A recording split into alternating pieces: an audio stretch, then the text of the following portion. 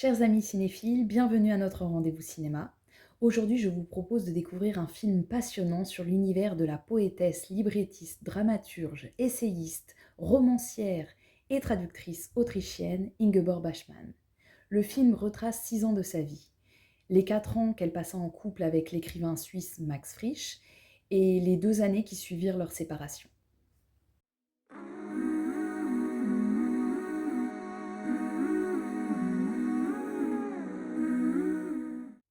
Le film commence par une scène sombre de nuit et se termine par une scène d'une luminosité éblouissante. La lumière change au rythme des lieux et chacun d'eux représente une étape de la vie intérieure d'Ingeborg, explique la réalisatrice Margarete von Trotta. La palette sombre caractérise Max et déteint sur Ingeborg dans leur vie conjugale.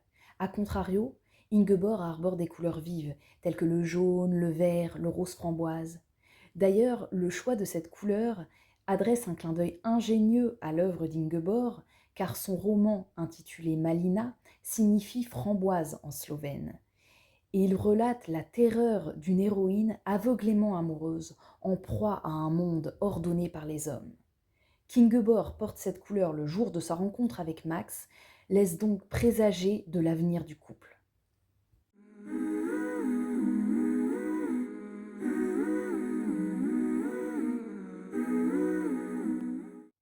La palette se transforme en tableau. Max possède d'ailleurs dans son bureau une peinture bleu marine éclairée d'un phare jaune. Cela désigne clairement la fonction d'Ingeborg. Elle est la lumière dont Max se nourrit pour alimenter ses écrits. La première discussion entre Ingeborg et Max est filmée devant un tableau représentant un rivage. La partie cadrée derrière Ingeborg représente plusieurs personnes à terre devant une mer calme et des embarcations stables, là où au contraire la suite du tableau cadré derrière Max introduit un couple au bord d'une falaise devant des eaux agitées secouant les bateaux. Max est donc d'emblée présenté comme l'instigateur du naufrage d'Ingeborg.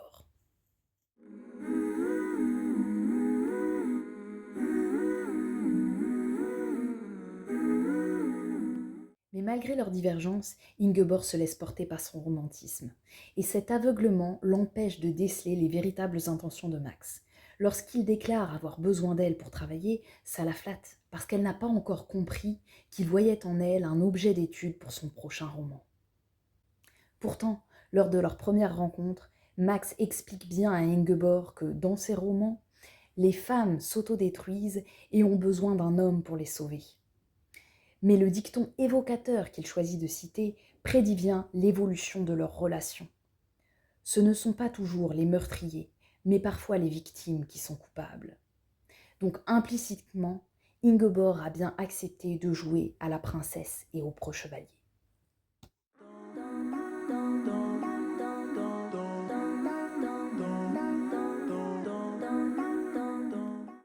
Pour Ingeborg, le fascisme est au cœur de la relation entre l'homme et la femme. Leur vie de couple témoigne d'ailleurs d'un manque de respect mutuel. Bien que Max ait été attiré par la célébrité d'Ingeborg, il la jalouse constamment. S'il a le droit de regarder les femmes, sa compagne n'a pas le droit de briller en société. Et Ingeborg, de son côté, tente de le déguiser en dandy italien. C'était d'ailleurs au cœur de la problématique de la réalisatrice qui se demandait si deux écrivains pouvaient s'entraider ou si au contraire, ils étaient incapables d'éviter la rivalité. Et on voit d'ailleurs bien que leur divergence intellectuelle empêche toute cohabitation. Là où Ingeborg a besoin de liberté et de rêve pour créer, Max recherche ordre et réalité.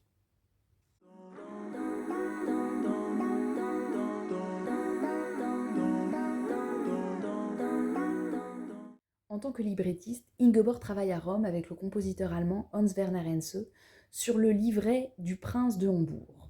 Cet opéra, avec ses deux univers mélodiques, représente la relation entre Ingeborg et Max. D'un côté le rêve avec des harmonies classiques et de l'autre l'ordre qui domine avec des fanfares.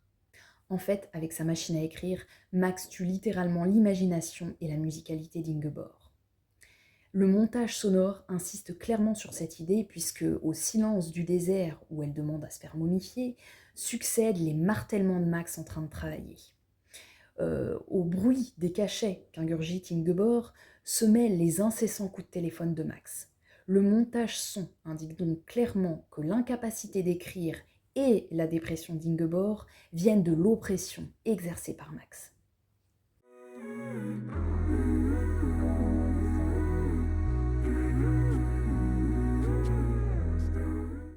Au début du film, Ingeborg est filmée devant sa fenêtre ouverte en train de fumer une cigarette. Depuis l'extérieur, on n'en voit que la fumée qui s'échappe, transformant Ingeborg en être évanescent.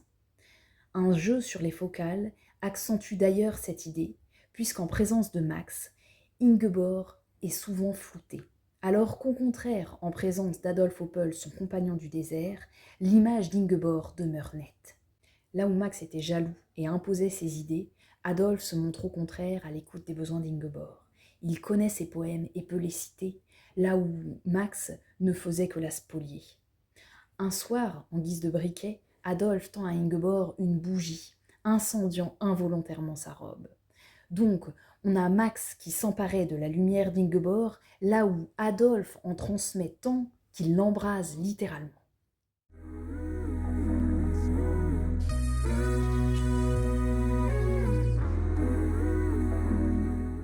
L'utilisation de flashbacks permet à la réalisatrice d'avoir deux chronologies distinctes.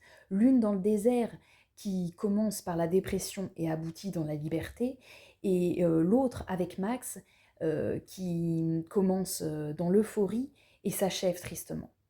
D'ailleurs, le film est scindé en deux parties égales par une scène où Ingeborg explique sa pièce radiophonique Le bon Dieu de Manhattan.